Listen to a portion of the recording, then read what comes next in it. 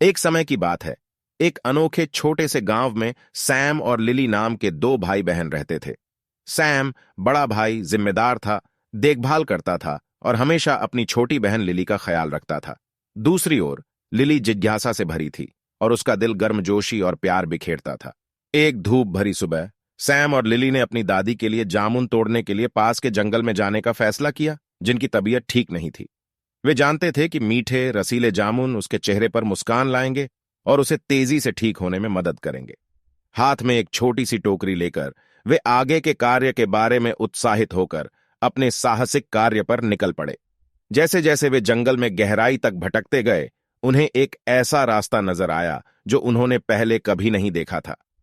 Lily की आंखों में जिज्ञासा जगी और उसने सैम की आस्तीन खींची और उससे इसका पता लगाने के लिए विनती की। हालांकि झिझकते हुए सैम अपनी बहन की उत्सुकता का विरोध नहीं कर सका, इसलिए उन्होंने नए रास्ते का अनुसरण किया, यह उम्मीद करते हुए कि यह उन्हें उनकी मूल योजना से बहुत दूर नहीं ले जाएगा। जैसे ही वे चल रहे थे, उन्हें दूर से मदद के लिए आती हल्की हल्की चीखें सुनाई दीं। आवाज का पीछा करते हुए उनकी नजर एक शिकारी के जाल में फंसे हिरण के बच्चे पर पड़ी।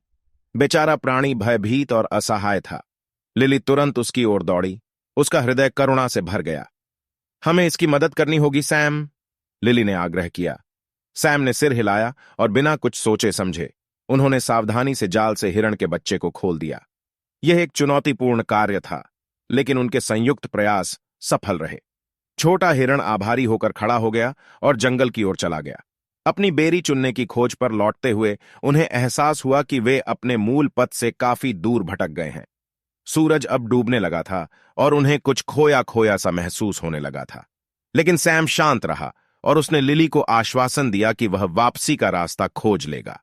जैसे ही वे आशा छोड़ने वाले थे, उन्हें दूर एक लालटेन की टिमटिमाती रोशनी दिखाई दी। इसके बाद वे एक छोटी सी झोपड़ी में पहुंचे जहां एक दयालु बुजुर्ग दंपति रहते थे। दंपति ने थके हुए भाई बहनों का अंदर स्वागत किया और उन्हें रात के लिए भोजन और आश्रय की पेशकश की।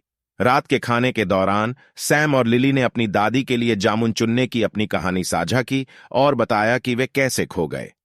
दंपत्ति ने हिरण के बच्चे के प्रति बच्चों के साहस और दयालुता से प्रभावित होकर ध्यान से सुना। उन्होंने भाई बहनों